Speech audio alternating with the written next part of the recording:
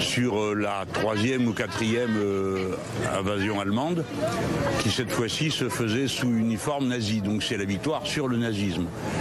Et ça me paraît tout à fait d'actualité de se souvenir que ce type d'idéologie conduit à des désastres dont on ne sort qu'après des combats immenses et des destructions de toutes sortes, sans oublier naturellement le martyre des déportés et de la Shoah.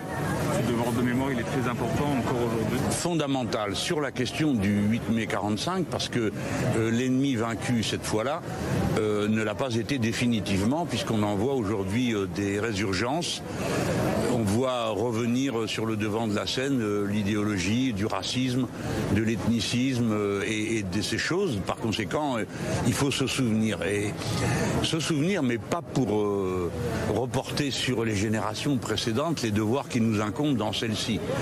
Et si je devais avoir un modèle, je prendrais celui de ce que Malraux avait appelé les clochards héroïques, c'est-à-dire l'armée française du général Leclerc, qui partit du fond de l'Afrique où il se trouvait, à une poignée de héros, a fini dans le nid d'aigle d'Hitler, et sont arrivés les premiers en libérateurs et en vainqueurs sur le nazisme. Alors voilà, bon, il faut se rappeler de ça. C'est le jour ou jamais. Et ne pas oublier de quoi on parle. Hein, de quoi on parle. Qu'est-ce qu'on a vaincu? Et aujourd'hui, c'est le jour où un certain nombre de gens feraient bien de se taire. La France insoumise part au régional sans le reste de la gauche, et au départemental aussi dans les Bouches-du-Rhône. Pourquoi ce choix? Ce n'est pas un choix, monsieur, vous êtes très mal informé.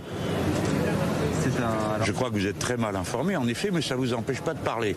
Figurez-vous que ce sont tous les autres qui se sont accordés pour nous exclure de l'accord. Donc nous n'avons pas fait le choix de partir tout seul. Nous subissons le fait d'être ostracisés. Alors ça en dit long sur ce que sont les capricieux désinvoltes velléitaires qui, ici, tyrannisent la gauche, puisque ce sont des capricieux qui décident de qui a le droit, qui n'a pas le droit d'être dans la coalition. Fort bien, alors qu'ici, on dit que menace l'extrême droite, la droite, eh bien ça ne les empêche pas d'être toujours aussi bêtes. Voilà.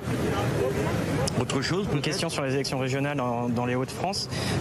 Vous qui avez affronté Marine Le Pen dans les Hauts-de-France, quel conseil vous pourriez donner à Éric Dupond-Moretti qui se retrouve face au Rassemblement national? Monsieur, je ne donnerai aucun conseil à monsieur Dupond-Moretti parce que je perdrai mon temps. C'est quelqu'un qui n'écoute personne, qui est extrêmement imbu de lui-même. Non, mais ce que je peux dire, c'est que bon, il faut tenir bon. Moi, j'y suis allé une année parce que personne ne voulait rien faire. Alors bon, je suis allé être candidat contre Madame Le Pen. Elle m'a battu au premier tour et les socialistes ont héroïquement élu un des leurs qui ensuite a fait merveille puisque tout a été perdu. Donc tant qu'à mener des batailles, autant les mener jusqu'au bout et les mener avec courage. Et je crois que c'est la leçon d'un jour comme le 8 mai 1945. Vous savez, après la défaite, qui était d'ailleurs davantage une trahison qu'une défaite, les premiers mouvements de résistance, ce sont des jeunes gens qui sont allés célébrer le 11 novembre à l'Arc de Triomphe. Il fallait quand même être drôlement culotté pour avoir ce courage-là. Et ben voilà, moi c'est à ce courage que j'appelle chacun, chacune, et puis ensuite advienne que pourra. Les événements en général, nous faisons ce que nous pouvons pour essayer de les modifier. On n'y arrive pas toujours, mais par contre son choix personnel, on en est le maître. Et je crois que chaque jeune gens, chaque tête dans ce pays doit se dire, alors moi, qu'est-ce que je fais pour empêcher que mon pays roule à l'abîme? Voilà l'idée que je me fais de cette journée. Marine Le Pen a parlé de certains forts en gueule qui étaient venus la défier dans les Hauts-de-France. Qu'est-ce que vous pensez de cette déclaration? Qu'est-ce que vous avez à répondre? Je ne sais pas si elle parle d'elle, elle est fort en gueule, c'est elle. Non, je suppose peut-être qu'elle me visait. Hein. C'est pauvre de dire que je suis fort en gueule, je crois que je mérite un peu mieux comme appréciation, mais pourquoi pas, si ça l'amuse, ça la détend. De toute façon, elle a bénéficié d'une immense complicité de la classe politique traditionnelle qui l'a aidé à se dédiaboliser et qui aujourd'hui lui lèche dévotement les mains, reprend ses idées, manipule son vocabulaire et nous infecte tous.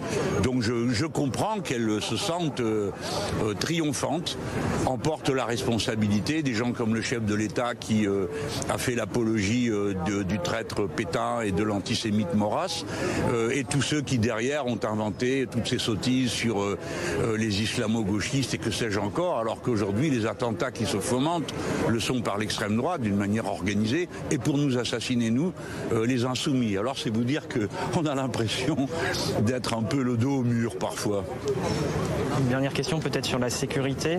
On a vu avec l'actualité récente et les drames notamment qui ont eu lieu à Avignon, à Mérignac cette semaine, que la sécurité allait sans doute être un enjeu important des campagnes, notamment des régionales, voire de la présidentielle qui arrive.